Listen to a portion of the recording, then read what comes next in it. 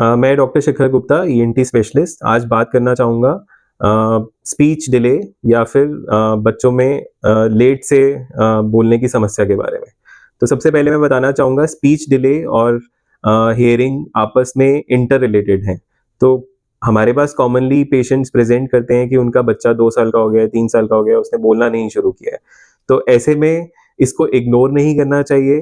अ, इसके लिए तुरंत अगर बच्चा 1 साल के बाद मोनोसिलेबल्स या बाइसिलेबल्स जैसे साउंड्स नहीं बोल रहा है, मम्मा पापा जैसा शब्द भी 2 साल तक नहीं बोलना शुरू किया है, तो उसको ईएनटी डॉक्टर से तुरंत मिलना चाहिए।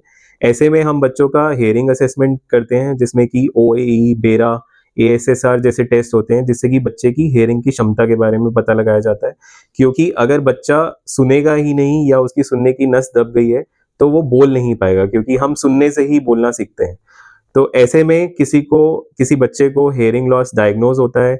अगर वो मॉडरेट या मॉडरेटली सीवियर रेंज में होता है तो उसको अकॉर्डिंगली हियरिंग एड्स दिए जाते हैं ताकि उसकी हियरिंग परसेप्शन बेटर हो और उसकी स्पीच डेवलपमेंट शुरू हो। इन केस अगर बच्चे को प्रोफाउंड लॉस है, मतलब कि कान की दोनों ही नसें सूख गई हैं, जो कि जन्मजात वाली डिजीज होती है यानी कि जेनेटिक डिजीज होती है, या कभी कभार वायरल मम्प्स ऐसी इन्फेक्शन से भी बच्चे जब पैदा होते हैं तो उनकी सुनने की नस दब जाती है। तो ऐसी कंडीशन में भी अगर बच्चा 5 साल से पहले किसी ईएनटी डॉक्टर से मिल ले, तो उसमें कॉक्लियर इम्प्लांट जैसे डिवाइसेस से भी उसकी हियरिंग को वापस लाया जा सकता है। और 5 इयर्स एक हमारी डेडलाइन होती है कि 5 ईयर से पहले हम उसको कॉक्लियर इम्प्लांट्स द्वारा उसकी स्पीच को बेटर कर सकते हैं। बट 5 इयर्स के बियॉन्ड वो लॉस परमानेंट हो जाता है, तब कुछ भी काम नहीं करता है। तो आपके घर में भी अगर कोई या आपके पड़ोस में कोई बच्चा जो कि 2 साल 3 साल का हो गया है, उसने बोलना नहीं शुरू किया है, तो आप प्लीज़ उसको किसी ईएनटी डॉक्टर से कंसल्ट कराइए।